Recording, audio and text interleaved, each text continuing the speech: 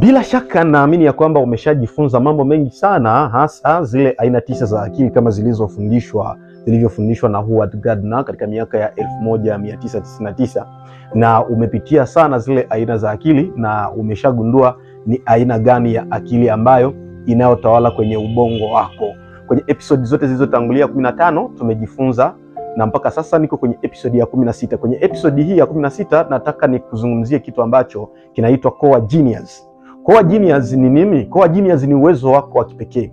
Ni pale ambapo baada ya kugundua ya kwamba binadamu wote tuna aina za akili nyingi sana, zinaweza zikawa kwenye ubongo wako. Yaani ubongo wako unakuwa na ule uwezo kwenye kila aina ya akili tuliyoitaja, unaweza ukawa na sehemu kwenye ile aina ya akili. Kwenye sifa tulizozitaja unaweza ukagundua kwamba kwenye kila aina ya akili tulitaja sifa za kumtambua mtu aliye na aina ile ya akili, na huenda wewe ni miongoni mwa wale ambao waligundua ya kwamba wana aina ile ya akili kwa sifa fulani ambazo zilizotamkwa, na ukagundua ya kuwa pengine ziko sifa nyingine ambazo hukuzipata. Ila kuna aina moja ya akili ambayo ulikuta kwamba yote katika ukubwa wake, sifa zote zilizotajwa ukajikuta unazo, na hii ndiyo inayotawala ubongo wako. Hii inaitwa core genius, ni uwezo wako wa kipekee. Na hapa ndipo nataka uelewe kwamba baada ya kuangalia aina 9 za akili zote, itafute core genius yako, yaani ni aina gani ya akili inayotawala, kwa sababu hii inatangaza uwezo wako wa kipekee na inatuelekezea sasa kwenda kugundua vipaji ulivyo navyo. Kwa hivyo sasa, hata kwenye vipaji kuna kile kipaji ambacho kitatawala vipaji vingine.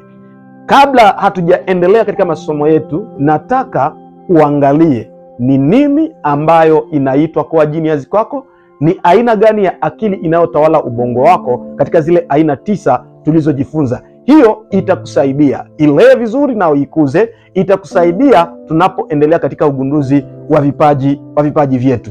Nataka nikusome kwenye comment, uniambie umegundua core genius yako ni nini, kwa maana ya kusema ni akili gani inayotawala kwenye ubongo wako. Uwezo wa juu ulio nao katika zile zote tulizozitaja ni ipi iliyotawala? Baadaye tutaendelea ili sasa tufikie malengo yetu ya kugundua vipaji. Nitafurahi kukusoma kwenye comment. Usisahau kusubscribe, like na kushare ili uwe wa kwanza kupata masomo yetu.